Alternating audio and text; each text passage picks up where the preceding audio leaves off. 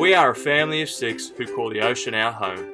We feel incredibly blessed to be doing this life together as a young family, embracing the ups and downs of what is a life at sea.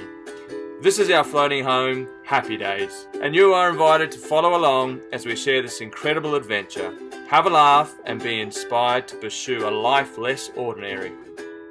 Click the subscribe button to keep up to date as we see where this journey takes us.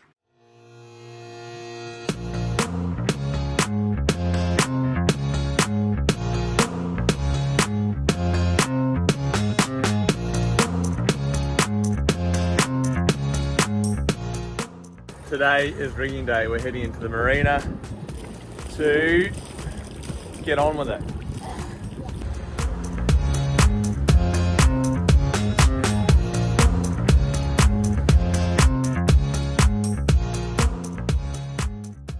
So, rigging. What did we learn? What did we do well? What would we do differently? Okay, so first of all, we did it with in-mast in. That's kind of normal in the southern hemisphere. In the northern hemisphere, the majority of riggers that we spoke to wanted to pull the mast. When we started with Happy Days, we were on the hard, way up top of Sea of Cortez in Mexico, and finding a rigger there just wasn't going to happen.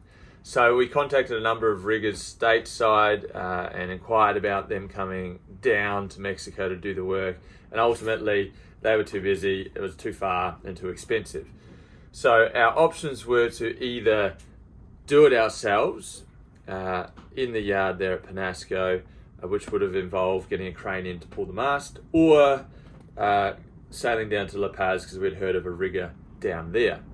Albeit the actual rigging still needed to come, the materials still needed to come from the US. So we decided that replacing a standing rigging is something that's done once a decade, and we don't need to be that proficient in it. So we opted to bring the professionals in for this one. Ultimately, we opted for the riggers in Baja, which you're going to see, but we still, the challenging part, the riggers were awesome. The challenging part was the logistics of getting our hands on the materials. So it ended up coming from Maine, which is in the northeastern part of the US. So we had to freight it right the way across the states to San Diego and then get it across the border and down the Baja to where we were. That wasn't cheap. Sorry, but we definitely need to keep in mind colours of our reefs. Yes. That would be wise, wouldn't it? Why are we pulling our main sail down? Because we need to bush our gooseneck. There's too much movement in there. Look, you can see it's there. It's just worn away. So this is a gooseneck, what I'm pointing to. And it just wiggles, doesn't it? The wiggles. whole boom wiggles around. So we're going to bush it, which is sort of, fill the hole in that the bolts go through to fill out some of that space. Excellent. That is what we're taking the main sail. Yellow's reef 2, green is reef 3. And there's dew on the deck this morning. It's making such a mess. Ah. Do you want to grab another rag, Pip, and clean up here too for us? Because we've got to put the mainsail on here. Thank you.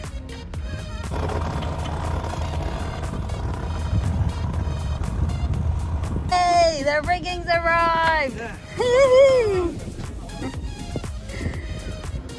It's time to do it.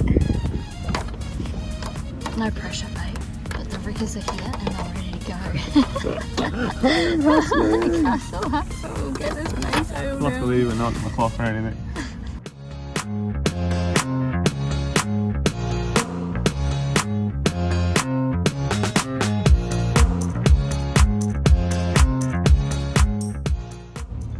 That is a big bit of sail.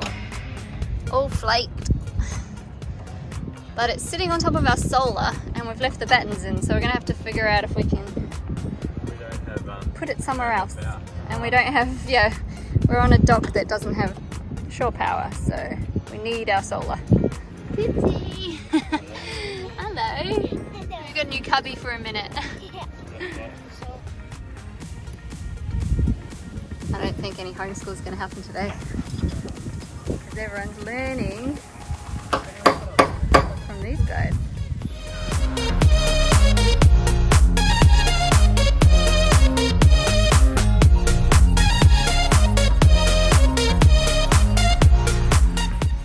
So this is where we've been anchored for the last few days, just out here.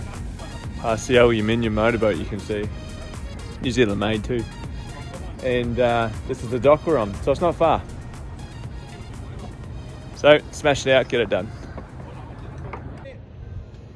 These guys are doing well, entertaining themselves.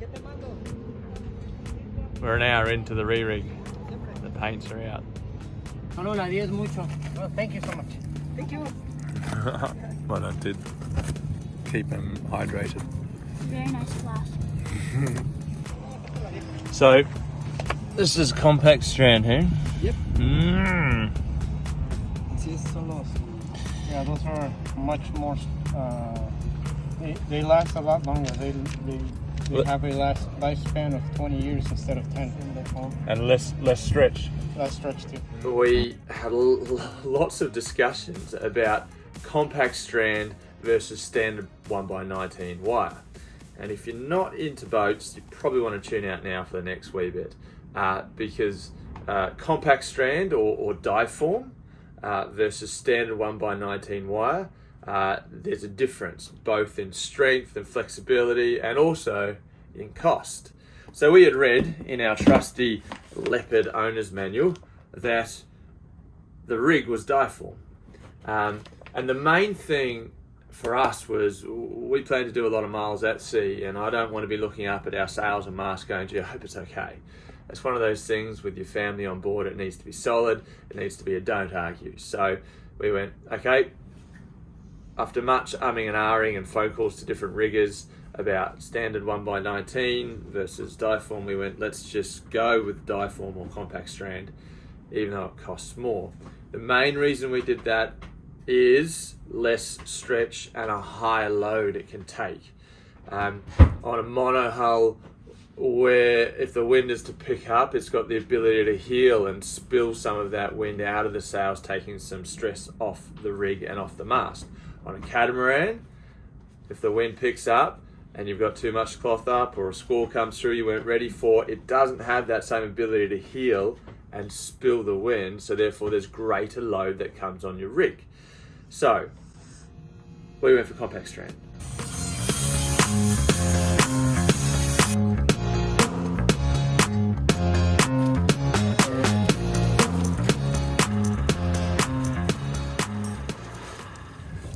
Educate the world.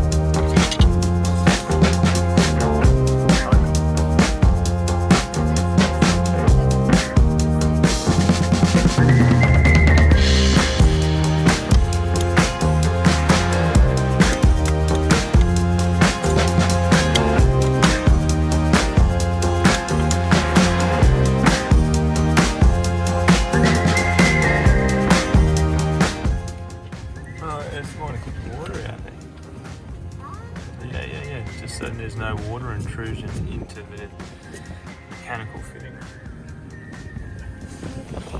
That makes a wee bit of sense.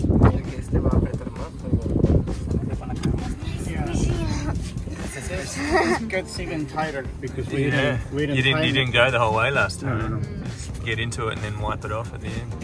It's awesome. Do you prefer to work with the swaging or with the mechanical fittings? Mechanicals are they take a little bit longer, but they're stronger. Yeah. And for your economy, you can reuse them. Yeah, true. Like forever. Yeah.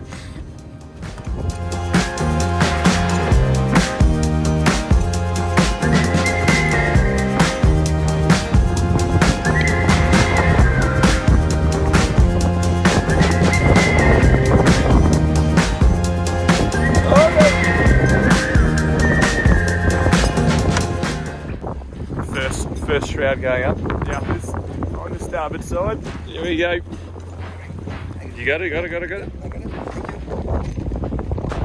Doing well. That's looking awesome. Looking really good. What's the secret you're using? BI-CARB. And? Water. And? Paper towel. Elbow grease.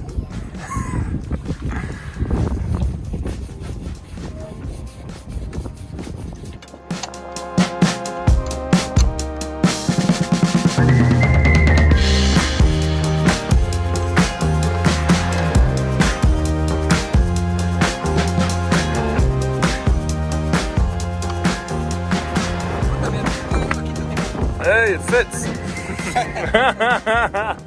Hey. What have you got there, sweetheart? This is my gooseneck. And this is lunch. Mexican style burritos. So good. Oh, you got to have the condiments. Lots of different hot sauces. Okay, so this bit goes into the mast and the boom comes off here. And this has too much play in it. So our boom is constantly like... Twisting. Yeah, like just Yeah, too much. too much. And with the weight of that sail on there, it is really not good. You can see the damage that this has done on the sides here From the boom. from the boom just rubbing, constantly wiggling. And you can also see how much this is the kicker, isn't it? how much movement there is for this bolt. So- It should be snug. So we're going to put a bushing or a sleeve inside there to get rid of the ovalness. Yeah. So that's something that we need to get fixed. So we're going to get on it while we're doing the rigging. Yeah. We've got a guy up the mast at the moment and he is working on taking off one of our spreaders. Our starboard spreader. Starboard spreader has a small crack in the, like Tang. the tiniest crack. You need a magnifying glass to see it in one of the tangs on the spreader, and so we've got to get that off and take it to the shop to get welded, get this bushed, get the rigging finished, then we can go somewhere. I wonder what Pip thinks of all this.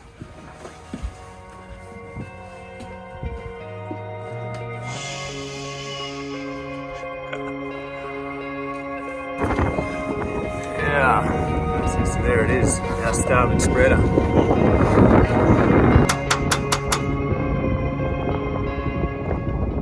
So this was the piece. This is our spreader tangs. Mast in the middle, spreaders on the side. There is the smallest of smallest cracks in there somewhere. You're not going to be able to see it, or maybe you can see it. That's why we've got it down, this magnifying glass material. So we've got it off, touch up the weld, and get it back up there.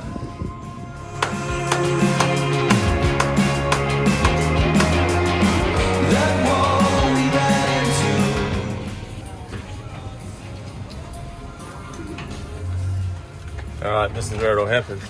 Yep. See it squishing it over this side, guys? See how it's squishing it?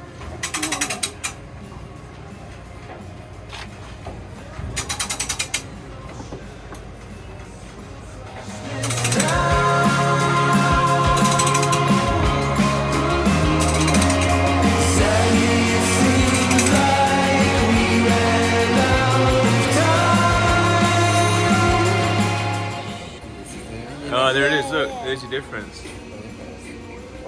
She squeezes. Yeah, that's why big muscles over here. Oh, so this is the weld that's been repaired. Yeah. It's time for the force day. Here it comes.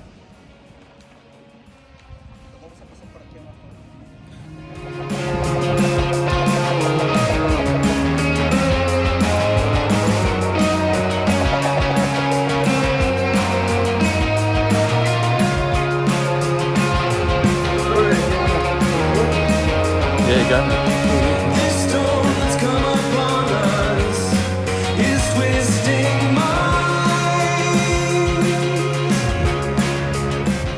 while we're hustling some newly printed school books back to the boat, I noticed that our awesome rigger is finishing off attaching the forestay. You can see him trying to hold it still, but there's one man up the mast, and that's our rigger. Well done, guys. So, what did it actually cost and how did it all work out? The materials were, in US dollars, $6,642 for the actual wire and the fittings. I need to say that we do have some STA-LOK fittings, and the reason we do, and that's a mechanical fitting, Google it, they're quite a neat setup, but it's different to swaging. So we knew that the lovely riggers in Mexico were unable to swage any wire greater than 10 mil.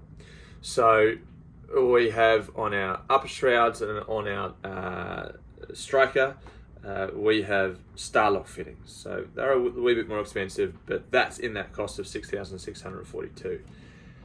The shipping, like I said, that was almost $1,200 US, so $1,194 to actually get it there, and it took ages.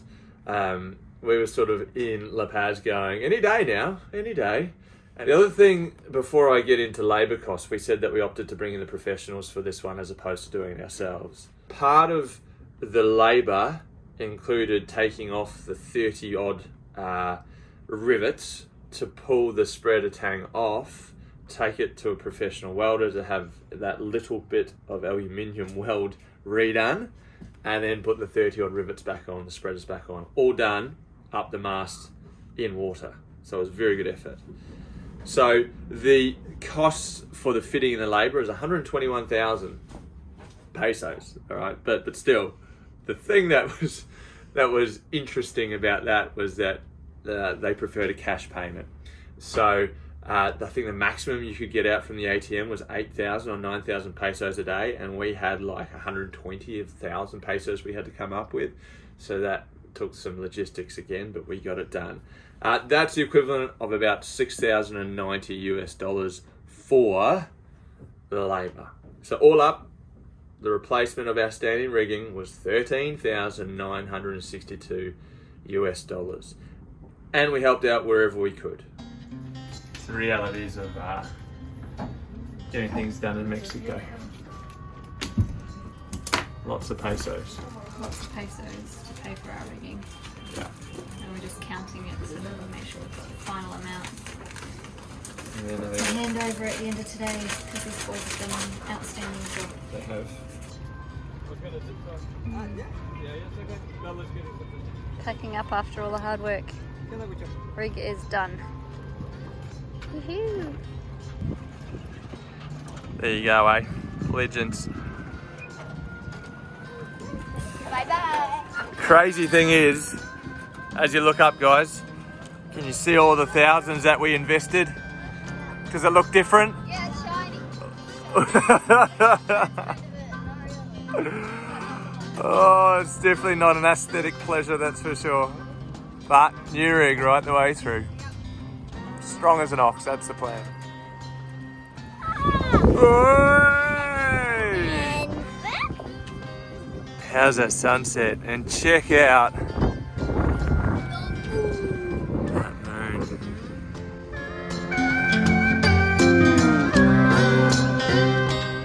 What a cracker. Alright, I'm heading up the mast. Let's do it! We're up the mast doing a bit of a rig check for ourselves, just making sure all split pins are in after changing the standing rigging. That's looking good. How's the sunset? How's the moon? Look at that. Beauty. Yeah.